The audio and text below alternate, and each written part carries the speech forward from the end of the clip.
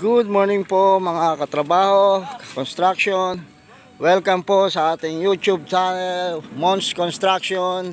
Ngayon po ay araw ng linggo, pero magbubuhos po tayo ng flooring. Kaya makikita nyo po na iangat na namin ng mixer.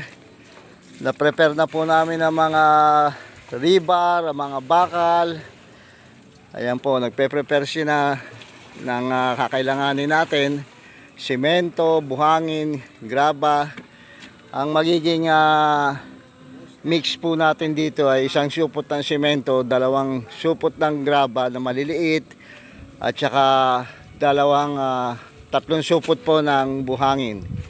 Ayan, ito po. Kaya after na ma-prepare po natin yung mga bakal niya sa ilalim, ayan, kung makikita nyo naman po, ayan, oh. Yan po ang ating masisipag na mga mandirigmang worker. Yan. Pe-prepare po sila. So after na may prepare po namin lahat, umpisa na po namin ang mixing. Paanda rin na po natin yung mixer. Okay? At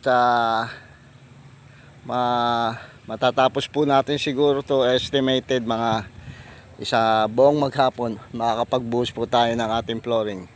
Welcome po again sa ating YouTube channel. At ito po si Foreman Mon, Mons Construction. Yan po si Paul. Yan po yung mga nakatakip ang mukha. Takot po kasi sa araw, mainitan. Yan. Kasi nangihinayang po sila dun sa glutathione na nilagay nila. Kaya ayaw nilang mangitim. Okay po, pakishare na lang po, like and subscribe po sa ating YouTube channel. Again, Mons Construction. Si Foreman Mon po ito. Nandito po tayo ngayon sa bagong baryo, Pandi.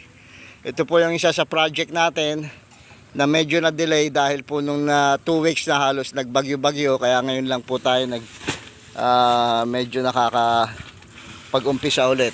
Ito po yung almost finished na resort sa harap ng bahay na ginagawa natin. Okay? Ayan. Oh. Tapos po sa likod natin ay yung warehouse po ng ating mga kaibigan Filipino-Chinese. Ayan.